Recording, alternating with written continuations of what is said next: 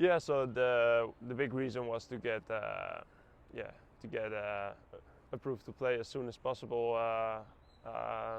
for the national team. I had to pick up the passport, and yeah, basically that was it. It was a very quick trip. I was longer in the plane than in Jakarta, but yeah, it was a very successful trip, and yeah, had some good conversations there, and a lot of fans wanted a lot of pictures. So yeah, it was also a bit overwhelming, but it's good in a way, and yeah, it was beautiful to see. I want to play for Indonesia because first of all it's a tribute to my grandmother.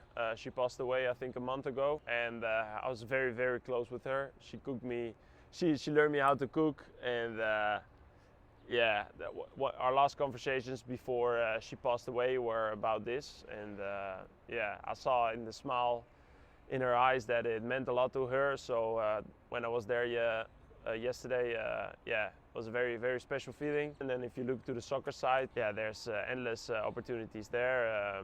We're on the verge of qualifying for the Olympics in August.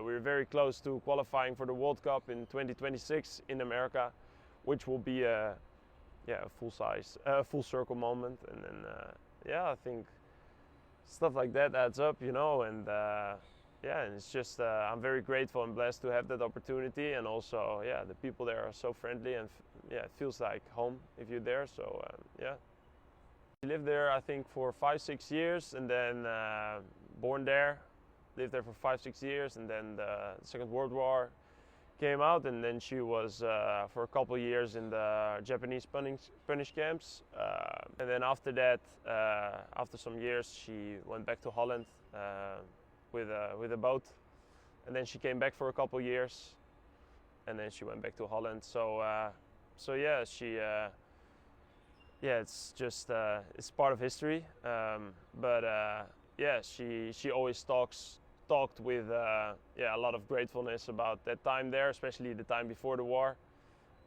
In the war, she lost her mother, for example, in the punishment camps, but yeah, she always talked with such high respect of the nation and the country, and yeah, she was a huge influence in my life. So yeah, that's why it's like a tribute to her.